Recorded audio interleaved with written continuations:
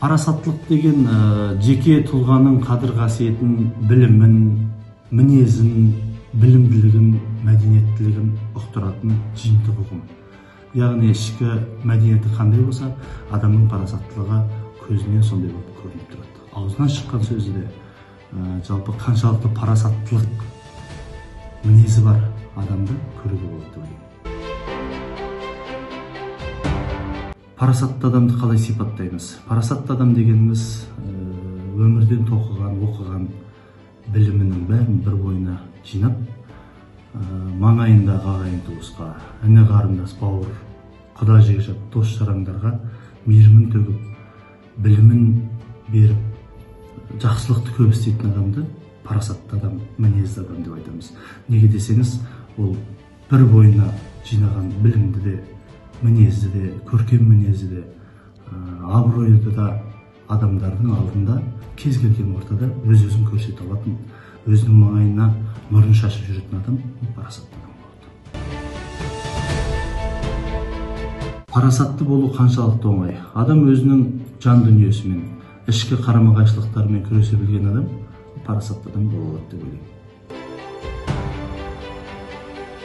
Өнер жолындағы парасаттылық дейді. Жалпы Мұқағали Мақатаев айтқандай, өнерде жүріп өселмей қалсаң солғайға, өнерде жүріп күндестік қылған оңбайды дейді. Жалпы өнерден биік шыңға жеткен, өз-өзін дәлелдеген азамат-азаматшалардың көбісінде парасаттылық болады. Неге десеңіз, ол халықпен тіке байланысты жұмыс жасайды, және де халықтың алдында, көпшіліктің алдында сөйлеп, сөзін айтып, ойын жеткізіп, өнерін көрсетіп жүрген адам. Адалдық дегеніміз адам бойындағы асыл қасиеттердің бірі. Анасының адал ақ сүтін ішкеннен кейін, адал нан жегеннен кейін, міндетті түрде үй адам көрген дүниені ортасына өзі жасайтын болады. Неге десеңіз, оның көргені сол ғой.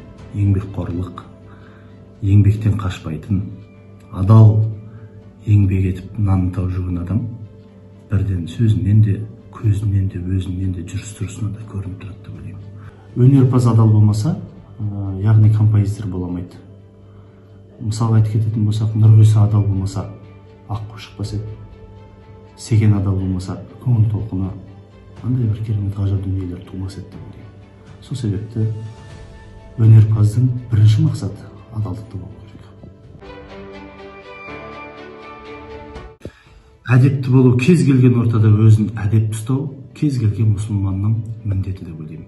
Бұл әдептілік сәнге де жата ма, жатпай ма, оны айта алмаймын, бірақ басты парызымыз, басты міндетіміз кез келген ортада өз-өзімізді сыйлай біліп, өз-өзің сыйласаң жат жағынан түңіледі дейді. Әдепті ұстау біздің міндетіміз болып саналады. Адал, парасатты жан ретінде үлгі тұтатын адамдар менің өте көп. Соның бірегейі өнердегі анам Роза Қуанышқызы Рымбаеваны айта аламын. Өйткені мен өнерде жүрген азамат болғаннан кейін көп жерде, көп концерттерде, көп кештерде ол кісінің сабырлығын, тазалығын және де адалдығын, өнерге деген құрметін, адамға деген, халыққа деген құрметін көріп өскен азаматпын. Яғни шәкіртімін. Осындай азаматшалар, азаматтар елімізде көп болса, осындай адалынан нан жеп жүрген, қазақта сөз бар ғой, еңбегін сатпаған арын сатады деп. Еңбегін бағалатып, еңбегін сата білген, еңбегімен осындай жерге тұлға болып жеткен, осындай азамат-азаматшалардан үлгі алғым келеді. Қазақта бір әдемі сөз бар, ең оңай дүние ақыл айту деп.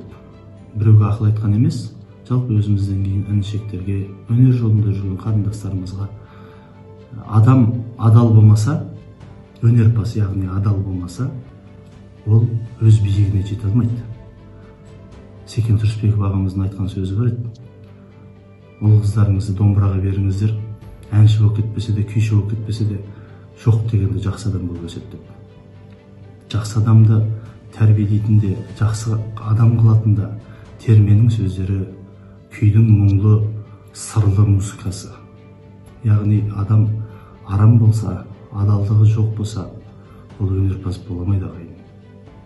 Сондықтан бізден кейінгі өсіп келе жатқан бауырларыма тек адал болыңдар деп айтқым келеді. Адал адам, еңбек еткен адам, еңбек бәрін жеңбек дейді. Еңбек еткен адам көздеген мақсатына жетеді. Өнерпазда адалдық бірінші орында тұру керек. Менің өз пікірім.